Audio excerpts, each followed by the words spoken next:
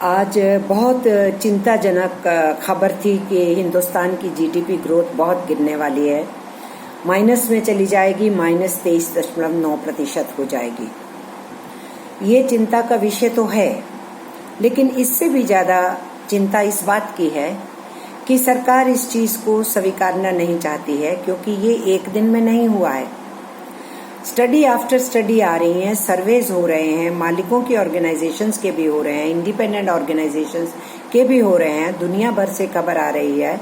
ILO ने तो जो अपनी रिपोर्ट पेश की थी उसमें ये भी बोल दिया था कि जो दुनिया के अंदर गरीबी के नीचे धंसेंगे, अकेले हिंदुस्तान में 40 करोड़ लोग पहले से ज्यादा गरीब हो जाएंगे। और उसके साथ साथ बेरोजगारी की हालत बहुत बुरी है, छंटनी हो रही है, लोगों को काम नहीं मिल रहा है, जिनको काम मिल रहा है उनको पूरा दाम नहीं मिल रहा है, वेतन कटौती हो रही है, सुरक्षा के काम के स्थान पे प्रश्न बढ़ते चले जा रहे हैं। श्रमिक पहले ही लगभग 40 करोड़ श्रमिक पहले ही श्रम कानूनों के दायरे से बाहर थे, लेकिन अब जो दायरे के अंदर हैं उनके लिए भी श्रम कानूनों को ध्वस्त किया जा रहा है, उनकी ट्रेड यूनियंस के ऊपर हमले बोले जा रहे हैं। ये सारी परिस्थितियां चल रही हैं, प्रधानमंत्री इसका संज्ञान नहीं लेना चाहते, इसलिए वो मंदी है, वो बेकारी है, नई जॉब्स जनरेट नहीं हो रहे हैं और ग्रोथ रेट गिर जाएगा। ये समझ में नहीं आया। क्या इस सरकार को क्या मालूम नहीं था? ऐसा तो नहीं हो सकता। मैं कैसे मान लूं कि नहीं मालूम होगा सरकार को, जब रिजर्व बैंक ऑफ इंडिया भी बार बार बहुत सी बातों को बीच बीच में इन चीजों को सामने लेकर के आ रहा है। लेकिन प्रधानमंत्री ने जो लाल किला से भाषण दिया और जो कल अपनी मन की बात की, उससे तो ऐसा लगा ही नहीं कि प्रधानमंत्री को ये सब कुछ मालूम है कि देश के अंदर क्या हो रहा है। इसीलिए ये बहुत बड़े अफसोस की बात है कि इस देश के प्रधान सेवक इस देश की ग्राउंड रियलिटी से अपनी आंखें मूंदे हुए हैं। वो देखना नहीं चाहते हैं, वो सुनना नहीं चाहते, लेकिन देश के हालात बिगड़ रहे हैं। और लाल किला के ऊपर भी भाषण देते हुए मिस्टर प्राइम मिनिस्टर एड्रेस नहीं कर रहे थे। मेरा ये आक्षेप है, मेरा ये अफसोस है बहुत बड़ा कि वो वहां पर एक बीजेपी प्रवक्ता के रूप में बात कर रहे थे। वो उनको शायद अभी भी लग रहा था कि वो किसी इलेक्शन मीटिंग को एड्रेस कर रहे हैं, क्योंकि पोडियम पे खड़े होकर के लाल किला के वो अपने 6 साल का केवल ट्रैक रिकॉर्ड गिना रहे थे। वो एज ए प्राइम मिनिस्टर देश के सामने इतनी बड़ी विपदा है, आर्थिक संकट है, लोग कोरोना महामारी से पीड़ित हैं, स्वास्थ्य सेवाएं अभी ठीक से नहीं हैं, और जो कोरोना फाइटर्स जिनका जिक्र शुरू किया प्रधानमंत्री ने भाषण के शुरू के अंदर ही, उनकी ढेरों शिकायतें हैं, उनके ऊपर मरहम नहीं लगाया, उनके कष्ट को नहीं सुना, उनके कष्ट को जिक्र नहीं किया, तो आप केवल अपनी उपलब्धियां गिना रहे थे। इसलिए एज ए स्टेट्स पर्सन आपने एज ए प्राइम मिनिस्टर भाषण वहां से नहीं दिया। ये मेरा दूसरा अफसोस है। तीसरा मेरी चिंता की बात है कि जब आप मन की बात करने के लिए भी आए, तो वो तो अभी कल ही आए थे, और अगर ये फिगर आज आ रही है -23.9% जीडीपी गिर रही है, तो ये आज अचानक तो नहीं निकली है ना। तो फिर कल मन की बात के अंदर भी आपके तो जितने भी बातें आप वहां पर कर रहे थे, उन बातों से कहीं भी आपने किसी भी स्थान के ऊपर जो इस वक्त देश के सामने मुंहबाज समस्याएं खड़ी हैं, उसका आपने कोई जिक्र नहीं किया। ये बहुत बड़े अफसोस की और चिंता की बात है, मैं ये कहना चाहती हूँ। इसलिए मैंने कहा कि एक चिंता के साथ साथ बड़ी चिंताएं ये हैं कि प्रधान सेवक इन सब चीजों का कोई संज्ञान नहीं ले रहे हैं। इसलिए मिस्टर प्राइम मिनिस्टर, आपने कोरोना वॉरियर्स की, अगर मैं लाल किला पे आपके भाषण की नटशेल में बात करूं, आप 1.5 घंटा बात किए, आपने कोरोना वॉरियर्स की बात की, लेकिन उनकी तकलीफों पे मरहम नहीं लगाई। और अभी भी बहुत सारी जगहों पे समेत दिल्ली में आज भी मेमोरेंडम था नर्सिस का कि हमें पगार नहीं मिली। सफाई कर्मचारी, डॉक्टर्स, पैरामेडिकल स्टाफ, देश के अलग अलग कोनों के अंदर उनकी शिकायतें हैं, उनकी शिकायतों को नहीं सुना जा रहा। आपने आत्मनिर्भर भारत की बात की, तो उदाहरण कौन सा दिया? जब लड़का और लड़की, बेटा और बेटी 21 वर्ष के हो जाते हैं तो उनको आत्मनिर्भर बना देते हैं। ये क्या उदाहरण हुआ? आप वर्ल्ड इकोनॉमी की चर्चा कर रहे थे और उसमें रोल की बात कर रहे थे, लेकिन जो आपने आर्गुमेंट दिया वो तो आर्गुमेंट मेल नहीं खाता है। वो तो अंग्रेजों के जमाने में भी पहले वो हमारा कच्चा माल ले जाते थे और माल पका के यहाँ पर डंप करते थे, बाद में यहीं बना करके और हमारे अपने बाजारों को ध्वस्त कर दिया। तो आप उदाहरण कौन सा उठा करके लाए? और फिर आपने खेती की बात कर दी और आपने कहा कि मैंने किसानों को मुक्ति दे दी। जनाब, आप जो 3 ऑर्डिनेंस लेके आए हैं, आप कह रहे हैं किसानों को मुक्ति दे दी, और किसान उन ऑर्डिनेंसेस के खिलाफ पूरी देश में सड़कों पे उतरा हुआ है।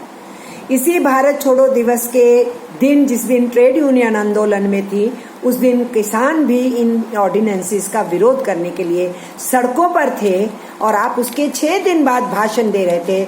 आपने किसानों के इस आंदोलन का संज्ञान नहीं लिया। आप वो किसान समझता है मेरे को बर्बाद किया जा रहा है, आप कह रहे हैं मैंने तुमको मुक्त कर दिया। तो बात सीधे समझ में आती है कि आप किसान को जमीन से मुक्त करना चाहते हो। ये असली रियलिटी है।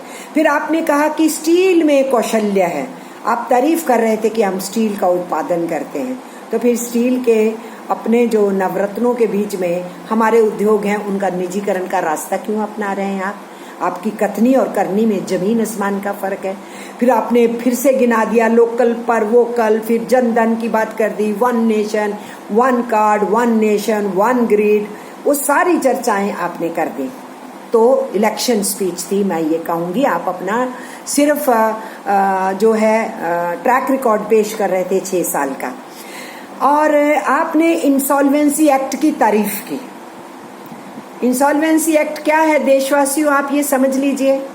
जिन्होंने आपके देश के सरकारी बैंकों का पैसा लूटा है, मूल भी नहीं लौटाया, सूद भी नहीं लौटाया, कुछ देश से बाहर भाग गए, कुछ देश में बैठे हैं और उनकी सेवा में हमारे प्रधान सेवक जुड़े हुए हैं, उनकी लूट को बचाना कैसे है, कमती कैसे करना है, उसमें से ज्यादा माफ कैसे करना है, इंसॉल्वेंसी एक्ट उसके लिए इस्तेमाल किया जाता है। प्रधानमंत्री उस एक्ट की तारीफ कर रहे थे जो ये लेके आए हैं। और उसके साथ साथ मैं ये भी कहूंगी कि प्रधानमंत्री ने कॉर्पोरेट टैक्स की तारीफ की जो इन्होंने रिड्यूस किया है। इन्होंने कहा मैंने तो कॉर्पोरेट टैक्स कम कर दिया है। तो कॉर्पोरेट टैक्स कम कर दिया, इनडायरेक्ट टैक्सेस आपने आम जनता के ऊपर बढ़ा दिए हैं, ये भी एक सच्चाई है। और आपने बोला make in India make forward, तो बात तो फिर वही हुई ना कि अंग्रेजों ने भी हिंदुस्तान के अंदर सामान फिर बाद में बनाना शुरू किया था और दुनिया के बाजारों में बेचा और उसके ऊपर पैसा कमाया। और यहाँ पर आप किनसे मेक इन इंडिया करवा रहे हो? आप पब्लिक सेक्टर से नहीं करवा रहे हो, आपकी सरकार की आमदनी नहीं होनी, ये कॉरपोरेट घरानों के लिए है और विदेशी कंपनियों के लिए है। आओ और इस देश में बना लो, सस्ती मजदूरी तुमको मिल जाएगी और मजदूर मिलेगा सस्ता, और आके यहाँ पर बनाओ और दुनिया के अंदर अपना जो है तुम्हें बिजनेस जो करना है, जो प्रॉफिट कमाना है उसको कमाओ। और फिर पासिंग में कह दिया कि कोरोना को हमको भगाना है, लेकिन बिल्डर्स लॉबी के लिए 110 लाख करोड़ का चर्चा कर दिया कि वो खर्चा करना है, उसके ख्वाब आपने दिखाए। और स्किल रीस्किल अपस्किल के नाम पे 90,000 करोड़ का चर्चा किया। ये सच्चाई तो जान लीजिए कि आप स्किल्ड को जॉब नहीं दे पा रहे हो, सेमी स्किल्ड को नहीं दे रहे हो, अनस्किल्ड की तो बात ही छोड़िए, जो रोज कमाता है रोज खाता है, जिसकी हालत बहुत पतली हो गई है। ये एक सच्चाई है कि लोगों के लिए जॉब्स क्रिएट नहीं हुए और नौजवान लगातार कॉम्पिटिटिव एग्जाम्स दे रहे हैं, उनको नौकरियां नहीं मिल रही हैं। और अब इस कोरोना महामारी के टाइम पे जिस ढंग से लॉकडाउन लगाया गया और लोगों के रोजगार छिन गए और सरकार ने अपने ऑर्डर्स वापस ले लिए सुप्रीम कोर्ट में जाके, लोगों की नौकरी नहीं बचाई। ऐसी हालत के अंदर जो हाईली स्किल्ड है सेमी स्किल्ड काम कर रहा है, जो सेमी स्किल्ड है वो अनस्किल्ड काम को कर रहा है और अनस्किल्ड धक्के खा रहा है, वो किसी न किसी तरीके से जीने के साधनों को जुटा रहा है। आपने ये भी कह दिया कि जो है वो मिडिल क्लास बहुत खुश है, वो तो दुनिया में डंका बजा रही है। तो मिडिल क्लास को प्रसन्न करने में आप लगे थे, लेकिन मिडिल क्लास ये जानती है कि महंगाई ने उनकी कमर कैसे तोड़ रखी है। पेट्रोल और डीजल के भी दाम बढ़ रहे हैं और हर चीज के दाम बढ़ रहे हैं, उसका आपने चर्चा नहीं किया। आपने कह दिया इंटरनेट पे हैं, एयर टिकट लेते हैं, स्मार्टफोन के ऊपर हैं। आप उनको प्रसन्न करने में लगेंगे, लेकिन वो प्रसन्न नहीं हो सकते। उन्हीं मिडिल क्लास के बच्चे हैं जिनकी नौकरियां चली गई हैं, वो बच्चे हैं जिनको बाहर से वापस भेजा जा रहा है, वो बच्चे हैं जिनकी यहाँ नौकरियां गई, वो बच्चे हैं जो नौकरियां पाने की इंतजार में बैठे हैं। इसलिए आप शिक्षा के जो बजट हैं वो तो आप घटाते चलते आए हैं। आप न्यू एजुकेशन पॉलिसी की भी चर्चा करते हैं। आपकी न्यू एजुकेशन पॉलिसी के खिलाफ भी पूरे देश भर के अंदर प्रदर्शनों का अंबार लग रहा है। आपने जल जीवन की बात की। सच्चाई तो यह है कि 6 साल के अंदर लगातार आपने जल संसाधनों को रखने के, उनके रखरखाव के, उसके वितरण के, उसके अंदर आपने लगातार अपने बजट घटाए। इसलिए भाषणों को देने से कुछ नहीं होता है। आप कह रहे हैं हमने एमएसएमई में रिफॉर्म कर दिया, और एमएसएमई छाती पीट रही हैं कि हमारा बड़ा बुरा हाल है, सरकार ने हमारी मदद नहीं की। और एग्रीकल्चर रिफॉर्म की आप बातें करते हैं और किसान सड़कों पे आंदोलन के ऊपर है। आपने कहा कि नेशनल डिजिटल हेल्थ सिस्टम ला रहे हैं। हेल्थ सिस्टम को आप इम्प्रूव नहीं कर रहे। वहाँ जो वैकेंसीज हैं उनकी भर्ती नहीं आप कर रहे। वहाँ जो लोग अपनी पगार के लिए 4-4 महीने 5-5 महीने से वेट कर रहे हैं, उसकी आप चिंता नहीं जता रहे हो। डॉक्टर हो, नर्स हो, पैरामेडिकल हो, सफाई कर्मचारी हो, आशा वर्कर्स हो, आंगनवाड़ी वर्कर हो, जो फील्ड वर्कर हैं, उनके लिए तो आप कुछ कर नहीं रहे हो। आप कह रहे हो नेशनल डिजिटल हेल्थ सिस्टम, बल्कि हमें तो ये चिंता है कि ये नेशनल डिजिटल हेल्थ सिस्टम, जिसका हेल्थ सिस्टम को इम्प्रूव करने से कोई लेना देना नहीं है, बल्कि ये एक और डाटा कलेक्ट करके लोगों की प्राइवेसी के ऊपर हमला करने की बात है, उसका मिसयूज किया जाएगा। और फिर 370 से हमने आज़ादी दिला दी जम्मू कश्मीर को। जम्मू कश्मीर के लोगों की आज़ादी छीन ली, उनके डेमोक्रेटिक राइट्स का हनन कर दिया, और कह रहे हैं हमने लोकतंत्र बहाल कर दिया। उनको साल से ज्यादा भर जेल की तरह रखा गया, और आप कह रहे हैं हमने उनको मुक्ति दिला दी। ये तो आपकी समझ है और सोच है। और आप बोलते हैं कि आप जंगलों का विस्तार कर रहे हैं। तो आप जो एनवायरमेंट इम्पैक्ट असेसमेंट 2020 रूल्स लेकर के आए हैं, वो तो जंगलों की बर्बादी के हैं। आपकी जो कमर्शियल माइनिंग है वो तो सेंसिटिव जोन्स में घुसना चाहती है। और इसीलिए आपका ये जितना आपका भाषण था लाल किले के ऊपर से, जस्ट उसके कंट्रडिक्शन में आप काम करते हैं। और आप, जैसा मैंने बोला, आप एज प्राइम मिनिस्टर एड्रेस नहीं किए। आप एक बीजेपी की प्रवक्ता के रूप में इलेक्शन रैली का एजेंडा तय कर रहे थे, इसलिए उस हिसाब से आप बोल रहे थे। अगर आप एज प्राइम मिनिस्टर बोल रहे होते तो आप कम से कम मंदिर बनवा दिया है मैंने, हैं, वो भी काम शुरू कर दिया है, पूरा कर दिया है मैंने, ये आप नहीं बोलते। आप इंडियन प्राइम मिनिस्टर हैं, इंडियन कॉन्स्टिट्यूशन से बंधे हुए हैं। आपके लिए मंदिर हो, मस्जिद हो, गुरुद्वारा हो, गिरजाघर हो, या किसी भी आस्था के लोग, किसी भी रिचुअल्स को मानने वाले लोग, आपको तो उस कॉन्स्टिट्यूशन के तहत उन सबके भावनाओं का ख्याल रखना है। आप तो उनको सबको, यहाँ तक कि आस्तिक और नास्तिक सबके जो विश्वास हैं, उन विश्वास के साथ खड़े होना है। पर आपने लाल किला के पोडियम के ऊपर खड़े होकर के अपने को हिंदू साबित करने की कोशिश की, ये गलत था। आप एज प्राइम मिनिस्टर वहां पर गए अयोध्या में, ये गलती थी। आप एज इंडिविजुअल नरेंद्र मोदी वहां पर जाते, उसमें कोई एतराज नहीं था।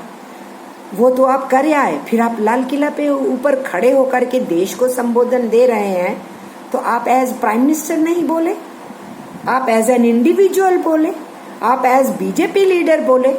इसलिए मैं ये कह रही हूं कि मुझे बेहद अफसोस है, और ये बहुत ही चिंता की बात है कि हमारे देश के अंदर कॉन्स्टिट्यूशन की ओथ लेकर के आप लोग कुर्सियां पकड़ते हैं और उस कॉन्स्टिट्यूशन की आप धज्जियां उड़ाते हैं। आत्मनिर्भरता की बात करते हैं, आत्मनिर्भर भारत की पीठ पे छुरा घोंपा जा रहा है, और देश के एक एक करके कानूनों को तोड़ा मरोड़ा जा रहा है, जो हमारे डेमोक्रेटिक राइट्स के ऊपर हमला है। आपने मन की बात में क्या कहा, वो भी बहुत चिंता का विषय है। आपने आदिवासियों की बात की, लेकिन आप तो एनवायरमेंट इम्पैक्ट असेसमेंट के जरिए से उन पे हमले बोलने वाले हो। आपने ओणम की चर्चा की और कहा कि ये किसानों का पर्व है और इसमें बड़ी खुशियां मनाते हैं, करते हैं। पर मैं ये कहना चाहती हूँ, जो मैंने पहले कहा कि लाल किला पे भी आप बोले, आप तो किसानों की कमर तोड़ रहे हो। उनको आप कह रहे हो कि हमने मुक्ति का रास्ता दे दिया, और ओणम के फेस्टिवल पे आप बड़ी किसानों की तारीफ करने में लगे हुए थे। तो उनके ऑर्डिनेंसेस जो उनके सिर के ऊपर थोप रहे हैं उनको वापस ले लो ना। फिर आप, अगर आप किसानों की तारीफ कर रहे थे, आपने बच्चों की बात तो की, लेकिन बच्चों की पढ़ाई का जो चर्चा करना चाहिए था वो नहीं किया, आपने खिलौनों की बात की। तो ऐसा महसूस हो रहा था कि आप एक पीआरओ करने के लिए आए हैं, जैसे आप जियो के लिए आए थे। जियो को बिजनेस दिलाने के लिए आप आए थे और उनको नंबर 1 कर दिया आपने। और अब आप ये बताने के लिए आए थे अपने जो आप कह रहे हैं स्टार्टअप प्रोजेक्ट्स के आपके जो मित्र लोग हैं, उनको आप बता रहे थे कि 7 लाख करोड़ का बिजनेस है इसमें, दुनिया के अंदर, इसमें लग जाओ। और उनको आप समझा रहे थे कि आपने खिलौने कैसे बेचने हैं। आप बच्चों को थोड़ी ना समझा रहे थे खिलौने कैसे होते हैं, आप अपनी बिजनेस कम्युनिटी को एड्रेस कर रहे थे। लेकिन मुझे बहुत इस बात की चिंता है कि आपने रविंद्रनाथ टैगोर का जिक्र तो किया। रविंद्रनाथ टैगोर तो राइट टू डेसेंट में यकीन करते थे। उन्होंने तो अपना नोबेल पुरस्कार वापस तक करने का सामने आ गए थे कि मेरा फ्रीडम ऑफ एक्सप्रेशन प्रायोरिटी है, राइट टू डेसेंट प्रायोरिटी है। उन्होंने तो यहाँ तक कहा कि अगर आप अपना आज़ादी नहीं रख सकते हैं अभिव्यक्ति की, तो फिर आप डेड हैं, मर चुके हैं। आप उन रविंद्रनाथ टैगोर का नाम ले रहे हो, और आपका जो होम मंत्रालय है, गृह मंत्रालय है, और आपकी सरकार एक एक करके लोगों की आवाज को रोकने के रास्ते निकाल रहे हैं। जिन्होंने प्रतिरोध किया, विरोध किया, उन सब के ऊपर आप जो हैं ताले लगाना चाहते हैं। आपने ये भी कह दिया हम सिटीजनशिप एक्ट ले आए। अब आपकी सरकार कह रही है हम रूल फ्रेम करने वाले हैं, और जिन्होंने सिटीजनशिप अमेंडमेंट एक्ट के विरोध में एक्शंस किए थे उन सबको उठा उठा के आप जेलों में डाल रहे हैं, और आप रविंद्रनाथ टैगोर का नाम ले रहे हैं। और जो आपने कहानी सुनाई, उनका जिक्र करके जो कहानी की आप चर्चा कर रहे थे, उस कहानी के अंत में आपने क्या कहा? खिलौना तो भाग गया जो बाहर से आया था, पर खेल खत्म हो गया। मिस्टर प्राइम मिनिस्टर, आप यही कर रहे हैं। आप देश के आवाम को खिलौने समझ रहे हो और इसलिए उनके साथ खिलवाड़ कर रहे हो, और इसलिए उनको झुंझुने पकड़ा रहे हो, लेकिन उनके जिंदगी का खेल खत्म कर रहे हो। तो आपने ठीक ही उदाहरण चुना। क्रिएटिविटी को सामने लेकर के आए आप बात कर रहे हो, और न्यू एजुकेशन पॉलिसी ला रहे हो जो क्रिएटिविटी को खत्म करेगी। आप तो निजीकरण का रास्ता भी अपना रहे हैं, और जिस ढंग से वो एनईपी पे मैं आज नहीं बोल रही, उसके ऊपर सारे शिक्षाविद लगे हुए हैं। विद्यार्थियों का, शिक्षकों का बहुत बड़ा विरोध है, अपार्ट फ्रॉम इंटेलेक्चुअल्स का, ट्रेड यूनियंस का और किसान संगठनों का। और फिर आपने अपने स्टार्टअप मित्रों को समझा दिया कि खिलौनों के बिजनेस में अब आप जुड़ जाइए और लोकल खिलौनों के लिए वोकल हो जाइए। लेकिन उसके तुरंत बाद आपने बात कर दी कंप्यूटर गेम्स की, और आपने कहा कि अभी इस पे ऊपर भी, इस टेक्नोलॉजी के ऊपर भी इतिहास के बनाए जाने चाहिए, गेम्स बनाई जानी चाहिए। अपने गेम्स बनाओ, अपने इतिहास की बनाओ। तो मेरे को तो चिंता लग गई कि आप कौन सा वाला इतिहास दिखाना चाहते हैं। नफरत का इतिहास दिखाना चाहते हैं, झूठ का इतिहास दिखाना चाहते हैं, आप कौन सा इतिहास दिखाना चाहते हैं हमारे बच्चों को। और इसमें भी आपने अपने मित्रों को बिजनेस देने की बात की, और कहा कि हमने ऐप के लिए एक कंपटीशन चलाया था, और फिर कुछ एप्लीकेशंस का आपने बिजनेस भी कर डाला। आपने उनका पीआरओ किया। कुतुकी ऐप है, चिंगारी ऐप है, आप सरकार है, ये सारे जो हैं स्टार्ट सेट गो, ये करो तेजी से। बड़े नारे लेके आप आते हैं, मिस्टर प्राइम मिनिस्टर, इसमें भी आप बिजनेस की बातें कर रहे थे और कुछ आप नहीं कर रहे थे।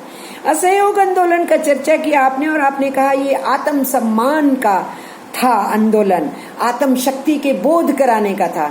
आपने तो हमारे देश के मजदूरों के आत्मसम्मान को भयंकर पीटा, बुरी उनकी दुर्गत कर दी। आज गरीब आदमी भुखमरी के कगार पे पहुंच गया, उनको आप आत्मशक्ति के बोध की बात कर रहे हैं।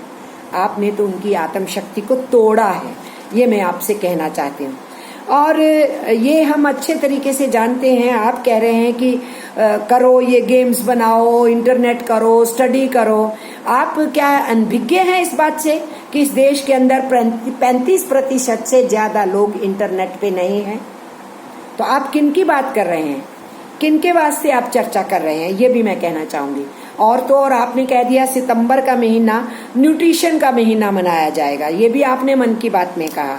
लोगों को पीने का पानी नहीं है, खाना है नहीं, अनाज के भंडार भरे हैं, लोग भूखे हैं, कार्ड के बेसिस पे अभी भी मिल रहा है। One nation one ration card तो अभी 2021 में आएगा नहीं आएगा पता नहीं, कहा जा रहा है 2021 में आएगा।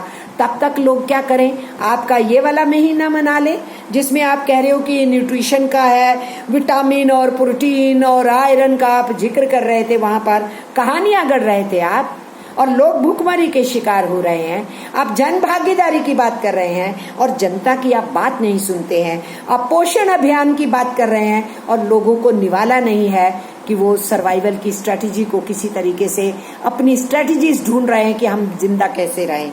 तो पोषण पार्क का भी आपने जिक्र कर दिया, ये सब कुछ आपने कहा। और स्वतंत्रता दिवस की बात करते हुए सोफी और फिदा का जिक्र किया, जो आर्मी के पास डॉग्स हैं। अब आप आर्मी के पास डॉग्स हैं तो उसमें विदेशी डॉग्स भी हैं, इंडियन डॉग्स भी हैं, वो सब कुछ है, लेकिन उसमें भी आप घुसा लाए कि अपने हिंदुस्तानी कुत्तों को ही पालो। ये आपका जो फेनेटिसिज्म है, ये फेनेटिसिज्म डेंजरस है, ये हमारे लिए चिंता का विषय है। शिक्षक दिवस का आपने चर्चा कर दिया और शिक्षकों को रोजगार जा रहे हैं, उनको वेतन नहीं मिल रहे हैं, उसका आपने चर्चा नहीं किया। इसलिए ले दे के मैं कहूंगी कि हम बहुत चिंता में हैं और हम समझते हैं कि हमारे देश के प्रधान सेवक, हमारे देश के प्रधानमंत्री देश की रियलिटीज से बहुत दूर हैं, या वो रियलिटीज जानते हैं, उनको छुपा के रखना चाहते हैं, कारपेट के नीचे दबा के रखना चाहते हैं। उनको लगता है कि हमें मालूम है हम चुनावों को कैसे जीतना है। इन सब चीजों की हमें परवाह करने की जरूरत नहीं, लेकिन मैं आवाम से अपील कर रही हूँ, रेडी हो जाइए, इनके झूठ को पकड़िए और इनके इरादों को समझिए। देश की बहुत बुरी हालत है, पूरे देश के अवाम को एकजुट होकर के अपनी आवाज भी उठानी होगी, बुलंद भी होना होगा। सबको नमस्कार, सत श्री अकाल और जय हिंद। लड़ाई के लिए तैयार रहें।